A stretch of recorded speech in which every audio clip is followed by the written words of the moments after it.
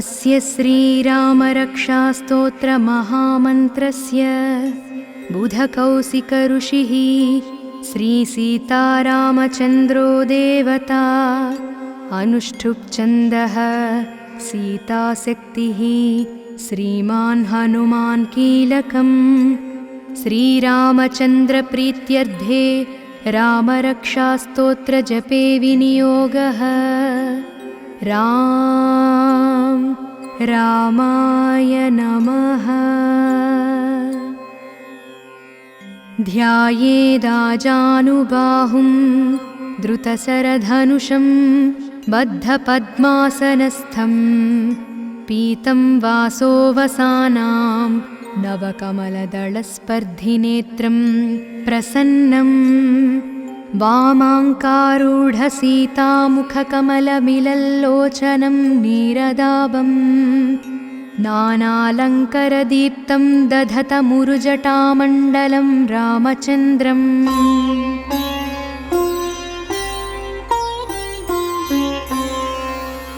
चरितं रघुनाथस्य शतकोटिप्रविस्तरम् एकैकमक्षरं पुंसां महापातकनाशनं ध्यात्वा नीलोत्पलश्यामं रामं राजीवलोचनं जानकीलक्ष्मणोपेतं जटामकुटमण्डितं सासितूणधनुर्बाणं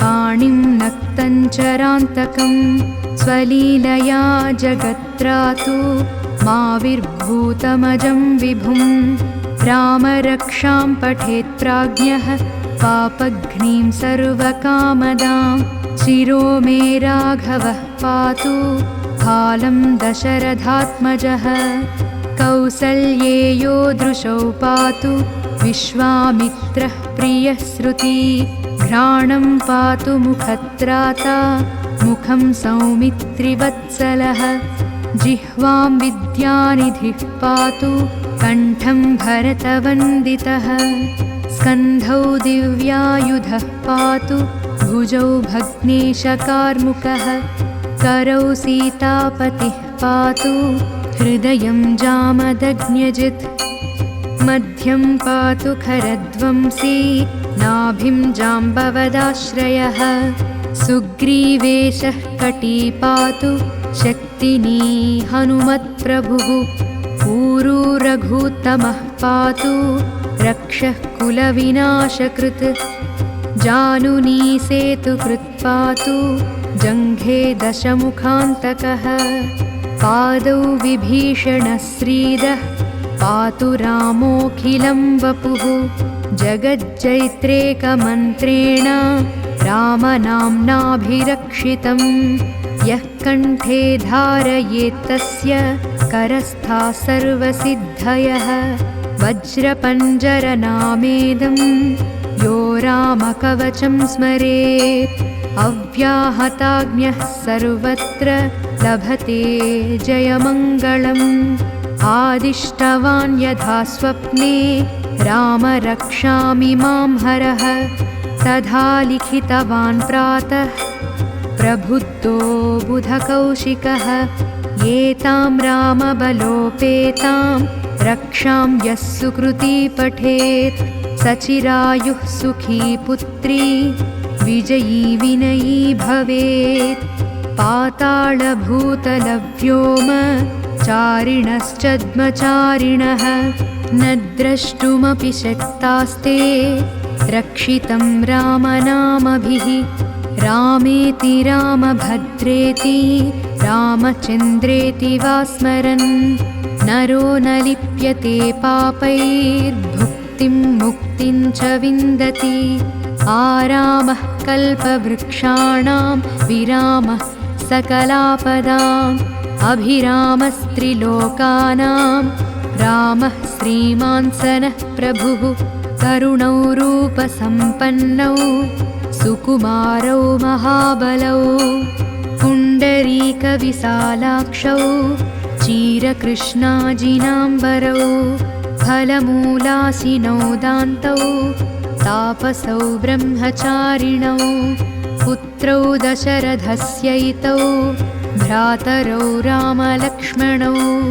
शरण्यौ सर्वसत्त्वानां श्रेष्ठौ सर्वधनुष्मतां रक्षः कुलनिहन्तारौ त्रायेतां नो रघूत्तमो आत्तसज्जधनुषा विशुष्पृशा वक्षयाशुगनिषङ्गशङ्गिनौ रक्षणाय मम रामलक्ष्मणावग्रतः पथि सदैव गच्छताम् सन्नद्धः कवची खड्गी चापबाणधरो युवा गच्छन्मनोरथान्नश्च रामः पातु स लक्ष्मणः रामो दाशरथिः शूरो लक्ष्मणानुचरो बली काकुत्सः पुरुषः पूर्णः कौसल्येयो रघूत्तमः वेदान्तवेद्यो यज्ञेशः पुराणपुरुषोत्तमः जानकीवल्लभः श्रीमान् अप्रमेयपराक्रमः इत्येतानि जपेन्नित्यं मद्भक्तः श्रद्धयान्वितः अश्वमेधादिकं पुण्यं सम्प्राप्नोति न संशयः रामं लक्ष्मणपूर्वजं रघुवरं सीतापतिं सुन्दरम् काकुत्सं करुणार्णवं गुणनिधिं विप्रप्रियं धार्मिकम् राजेन्द्रं सत्यसन्धं दशरथतनयं श्यामलं शान्तमूर्तिं वन्दे लोकाभिरामं रघुकुलतिलकं राघवं रावणारिं रामाय रामभद्राय रामचन्द्राय वेधसे रघुनाथाय नाथाय सीतायाः पतये नमः श्रीराम राम रघुनन्दन राम राम श्रीराम राम भरताग्रज राम राम श्रीराम राम रणकर्कश राम राम श्रीराम राम शरणं भव राम राम श्रीरामचन्द्रचरणौ मनसा स्मरामि श्रीरामचन्द्रचरणौ वचसा गृह्णामि श्रीरामचन्द्रचरणौ शिरसा नमामि श्रीरामचन्द्रचरणौ शरणं प्रपद्ये मनोजवं मारुततुल्यवेगं जितेन्द्रियं बुद्धिमतां वरिष्ठं वातात्मजं वानरयूथमुख्यं श्रीरामदूतं शरणं प्रपद्ये माता रामो मत्पिता रामचन्द्रः स्वामी रामो मत्सखा रामचन्द्रः सर्वस्वं मे रामचन्द्रो दयाळुर्नान्यं जाने नैव जाने न जाने दक्षिणे लक्ष्मणो यस्य वामे च जनकात्मज पुरतो मारुतिर्यस्य तं वन्दे रघुनन्दनं लोकाभिरामं रणरङ्गधीरम् राजीवनेत्रं रघुवंशनाथं कारुण्यरूपं करुणाकरन्तं श्रीरामचन्द्रं शरणं प्रपद्ये कूजन्तं राम रामेति मधुरं मधुराक्षरम् आरुह्य कविताशाखां वन्दे वाल्मीकिकोकिलम् आपदामपहर्तारं दातारं सर्वसम्पदां लोकाभिरामं श्रीरामं भूयो भूयो नमाम्यहं भर्जनं भवबीजानां मर्जनं सुखसम्पदां तर्जनं यमदूतानां राम रामेति गर्जनं रामो राजमणिः सदा विजयते रामं रामेशं भजे रामेणाभिहता निशाचरचमूः रामाय तस्मै नमः। रामान्नास्ति परायणं परतरं रामस्य दासोऽस्म्यहं। रामे चित्तलयः सदा भवतु मे भो राम मामुत्तर। श्रीराम राम रामेति रमे रामे मनोरमे। सहस्रनाम तत्तुल्यं रामनाम वरानने। श्रीराम राम रामेति रमे रामे मनोरमे। सहस्रनाम तत्तुल्यं रामनाम वरानने। श्रीराम राम रामेति रमे रामे मनोरमे। सहस्रनाम तत्तुल्यं रामनाम वरानने। ॐ अस्य श्रीरामरक्षास्तोत्रमहामन्त्रस्य बुधकौशिकऋषिः श्रीसीतारामचन्द्रो देवता। अनुष्ठुप्छन्दः सीताशक्तिः श्रीमान् हनुमान् कीलकम्। श्रीरामचन्द्रप्रीत्यर्थे रामरक्षास्तोत्रजपे विनियोगः। रामाय नमः। ध्यायेदाजानुबाहुं द्रुतशरधनुषं बद्धपद्मासनस्थं। पीतं वासोऽवसानां नवकमलदलस्पर्धिनेत्रं प्रसन्नं। वामाङ्कारूढसीतामुखकमलमिलल्लोचनं नीरदाभं। नानालङ्करदीप्तं दधतमुरुजटामण्डलं रामचन्द्रम्।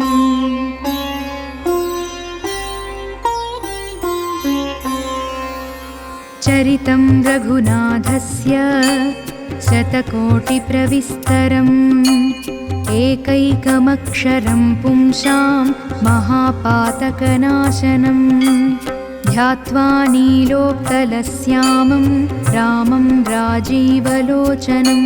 जानकीलक्ष्मणोपेतं जटामकुटमण्डितं। सासितूणधनुर्बाणं पाणिं नक्तञ्चरान्तकं। स्वलीलया जगत्रातु माविर्भूतमजं विभुं। रामरक्षां पठेत् प्राज्ञः पापघ्नीं सर्वकामदां। शिरो मे राघवः पातु कालं दशरथात्मजः। कौसल्येयो दृशौ पातु विश्वामित्रः प्रियः श्रुति। घ्राणं पातु मुखत्राता मुखं सौमित्रिवत्सलः। जिह्वां विद्यानिधिः पातु कण्ठं भरतवन्दितः। स्कन्धौ दिव्यायुधः पातु भुजौ भग्नेशकार्मुकः। करौ सीतापतिः पातु हृदयं जामदग्न्यजित्। मध्यं पातु खरध्वंसी नाभिं जाम्बवदाश्रयः। सुग्रीवेशः कटी पातु शक्तिनी हनुमत्प्रभुः। ऊरू रघुत्तमः पातु रक्षः कुलविनाशकृत्। जानुनी सेतुकृत् पातु जङ्घे दशमुखान्तकः। पादौ विभीषणश्रीदः पातु रामोऽखिलं वपुः। जगज्जैत्रेकमन्त्रेण रामनाम्नाभिरक्षितं। यः कण्ठे धारयेत्तस्य करस्था सर्वसिद्धयः। वज्रपञ्जरनामेदं यो रामकवचं स्मरेत्। अव्याहताज्ञः सर्वत्र लभते जयमङ्गलम्। आदिष्टवान् यथा स्वप्ने राम रक्षामि मां हरः। तथा लिखितवान् प्रातः प्रबुद्धो बुधकौशिकः। एतां रामबलोपेतां रक्षां यः सुकृती पठेत्। सचिरायुः सुखी पुत्री विजयी विनयी भवेत्। पातालभूतलव्योम चारिणश्चद्मचारिणः न द्रष्टुमपि शक्तास्ते रक्षितं रामनामभिः। रामेति रामभद्रेति रामचन्द्रेति वा स्मरन् नरो न लिप्यते पापैर्भुक्तिं मुक्तिं च विन्दति। आरामः कल्पवृक्षाणां विरामः सकलापदाम् अभिरामस्त्रिलोकानां रामः श्रीमान् सनः प्रभुः। करुणौ रूपसम्पन्नौ सुकुमारौ महाबलौ पुण्डरीकविशालाक्षौ चीरकृष्णाजिनाम्बरौ फलमूलासिनौ दान्तौ तापसौ ब्रह्मचारिणौ पुत्रौ दशरथस्यैतौ भ्रातरौ रामलक्ष्मणौ शरण्यौ सर्वसत्त्वानां श्रेष्ठौ सर्वधनुष्मतां रक्षः कुलनिहन्तारौ त्रायेतां नो रघूत्तमो।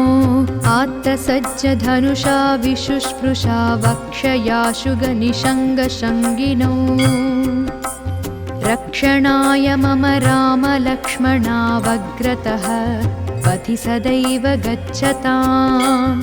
सन्नद्धः कवची खड्गी चापबाणधरो युवा गच्छन्मनोरथान्नश्च रामः पातु स लक्ष्मणः। रामो दाशरथिः शूरो लक्ष्मणानुचरो बली काकुत्सः पुरुषः पूर्णः कौसल्येयो रघूत्तमः। वेदान्तवेद्यो यज्ञेशः पुराणपुरुषोत्तमः जानकीवल्लभः श्रीमान् अप्रमेयपराक्रमः। इत्येतानि जपेन्नित्यं मद्भक्तः श्रद्धयान्वितः अश्वमेधादिकं पुण्यं सम्प्राप्नोति न संशयः। रामं लक्ष्मणपूर्वजं रघुवरं सीतापतिं सुन्दरम् काकुत्सं करुणार्णवं गुणनिधिं विप्रप्रियं धार्मिकम् राजेन्द्रं सत्यसन्धं दशरथतनयं श्यामलं शान्तमूर्तिं वन्दे लोकाभिरामं रघुकुलतिलकं राघवं रावणारिं। रामाय रामभद्राय रामचन्द्राय वेधसे रघुनाथाय नाथाय सीतायाः पतये नमः। श्रीराम राम रघुनन्दन राम राम श्रीराम राम भरताग्रज राम राम श्रीराम राम रणकर्कश राम राम श्रीराम राम शरणं भव राम राम।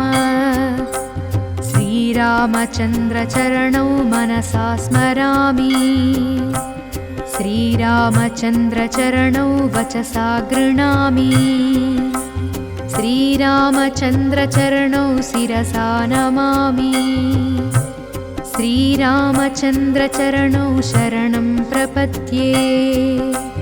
मनोजवं मारुततुल्यवेगं जितेन्द्रियं बुद्धिमतां वरिष्ठं वातात्मजं वानरयूथमुख्यं श्रीरामदूतं शरणं प्रपद्ये।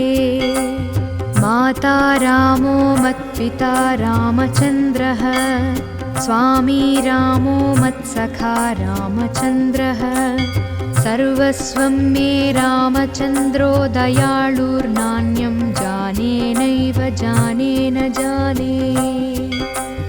दक्षिणे लक्ष्मणो यस्य वामे च जनकात्मज पुरतो मारुतिर्यस्य तं वन्दे रघुनन्दनं लोकाभिरामं रणरङ्गधीरम् राजीवनेत्रं रघुवंशनाथं कारुण्यरूपं करुणाकरन्तं श्रीरामचन्द्रं शरणं प्रपद्ये।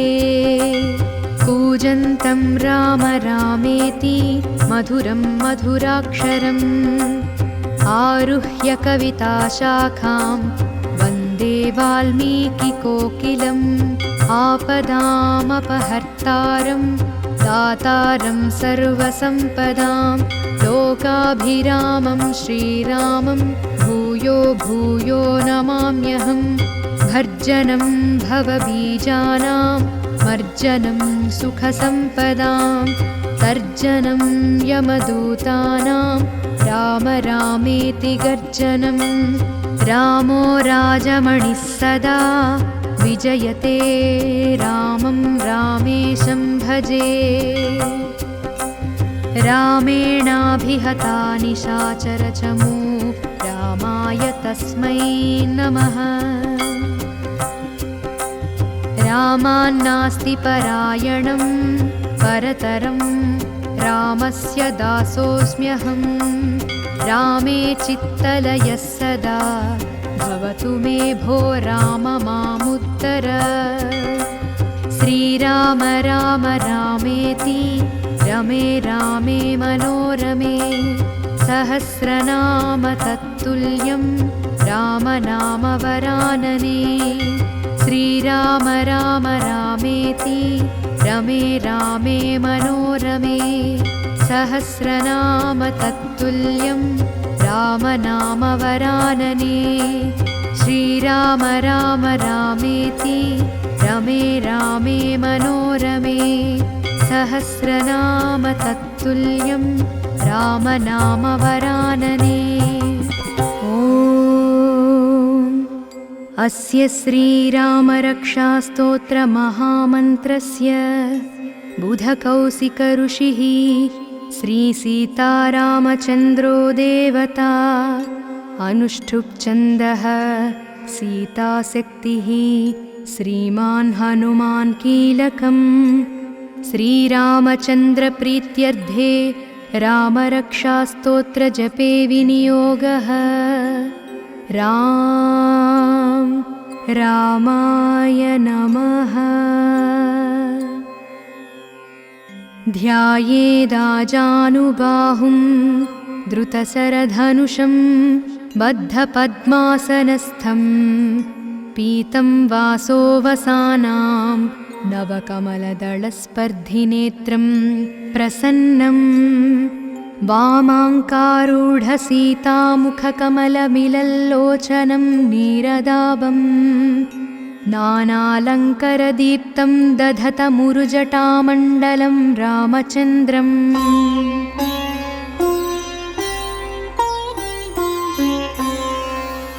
चरितं रघुनाथस्य शतकोटिप्रविस्तरम् एकैकमक्षरं पुंसां महापातकनाशनं ध्यात्वा नीलोत्पलश्यामं रामं राजीवलोचनं जानकीलक्ष्मणोपेतं जटामकुटमण्डितं सासितूणधनुर्बाणं पाणिं नक्तञ्चरान्तकं स्वलीलया जगत्रातु माविर्भूतमजं विभुं रामरक्षां पठेत् प्राज्ञः पापघ्नीं सर्वकामदां शिरो मे राघवः पातु कालं दशरथात्मजः कौसल्येयो दृशौ पातु विश्वामित्रः प्रियः श्रुति घ्राणं पातु मुखत्राता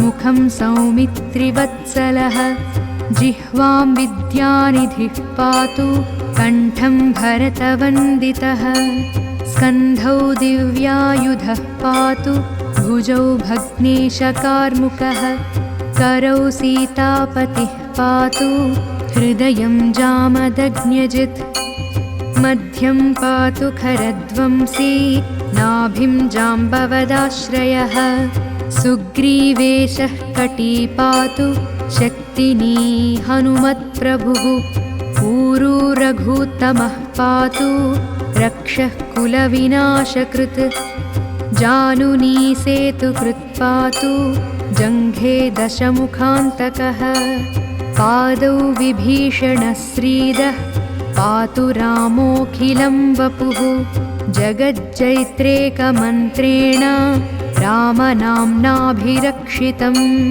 यः कण्ठे धारयेत्तस्य करस्थाः सर्वसिद्धयः वज्रपञ्जरनामेदं यो रामकवचं स्मरेत् अव्याहताज्ञः सर्वत्र लभते जयमङ्गलम् आदिष्टवान् यथा स्वप्ने राम रक्षामि मां हरः तथा लिखितवान् प्रातः प्रबुद्धो बुधकौशिकः एतां रामबलोपेतां रक्षां यः सुकृती पठेत् सचिरायुः सुखी पुत्री विजयी विनयी भवेत् पातालभूतलव्योम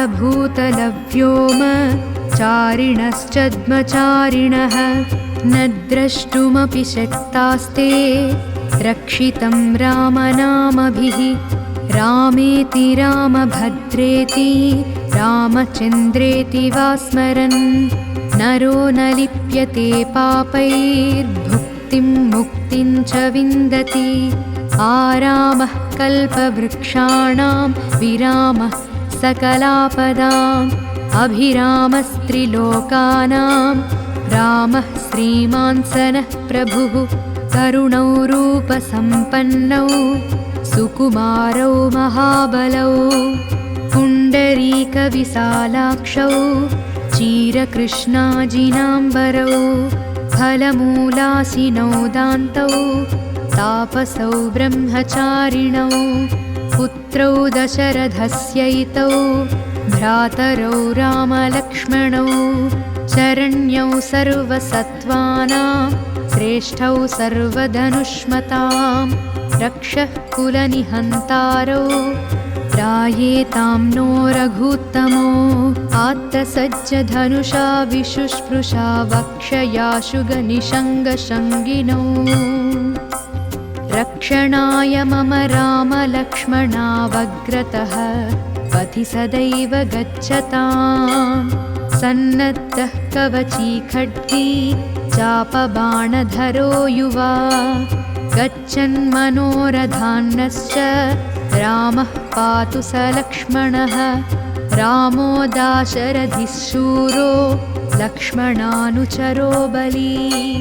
काकुत्सः पुरुषः पूर्णः कौसल्येयो रघुत्तमः वेदान्तवेद्यो यज्ञेशः पुराणपुरुषोत्तमः जानकीवल्लभः श्रीमान् अप्रमेयपराक्रमः इत्येतानि जपेन्नित्यं मद्भक्तः श्रद्धयान्वितः अश्वमेधादिकं पुण्यं सम्प्राप्नोति न संशयः रामं लक्ष्मणपूर्वजं रघुवरं सीतापतिं सुन्दरम् काकुत्सं करुणार्णवं गुणनिधिं विप्रप्रियं धार्मिकम् राजेन्द्रं सत्यसन्धं दशरथतनयं श्यामलं शान्तमूर्तिं वन्दे लोकाभिरामं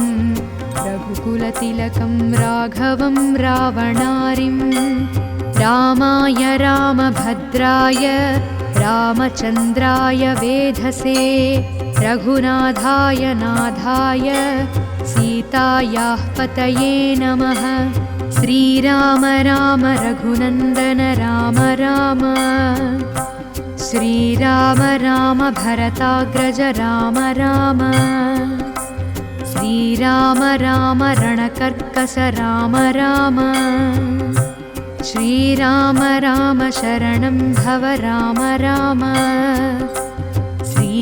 श्रीरामचन्द्रचरणौ मनसा स्मरामि श्रीरामचन्द्रचरणौ वचसा गृह्णामि श्रीरामचन्द्रचरणौ शिरसा नमामि श्रीरामचन्द्रचरणौ शरणं प्रपद्ये।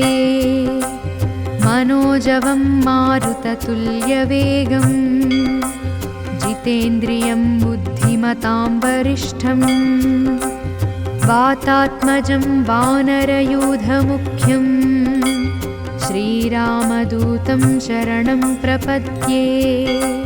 माता रामो मत्पिता रामचन्द्रः स्वामी रामो मत्सखा रामचन्द्रः सर्वस्वं मे रामचन्द्रो दयाळुर्नान्यं जाने नैव जाने न जाने।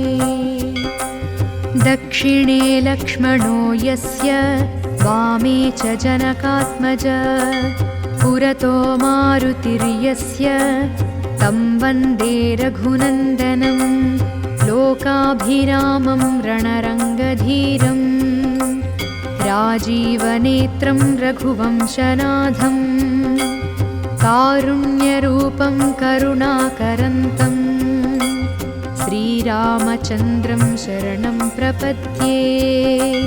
कूजन्तं राम रामेति मधुरं मधुराक्षरम् आरुह्य कविताशाखां वन्दे वाल्मीकिकोकिलम् आपदामपहर्तारं दातारं सर्वसम्पदां लोकाभिरामं श्रीरामं भूयो भूयो नमाम्यहम्।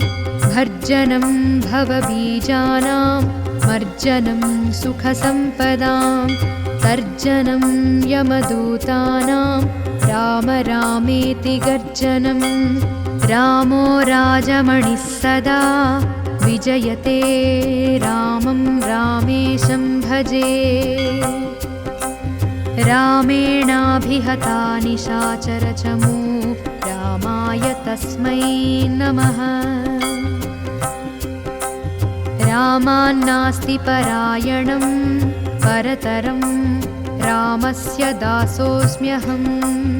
रामे चित्तलयः सदा भवतु मे भो राम मामुत्तर। श्रीराम राम रामेति रमे रामे मनोरमे सहस्रनाम तत्तुल्यं रामनाम वरानने। श्रीराम राम रामेति रमे रामे मनोरमे सहस्रनाम तत्तुल्यं रामनाम वरानने। श्रीराम राम रामेति रमे रामे मनोरमे सहस्रनाम तत्तुल्यं रामनाम वरानने। ॐ श्रीबुधकौशिकमुनिविरचितं श्रीरामरक्षास्तोत्रं सम्पूर्णम्।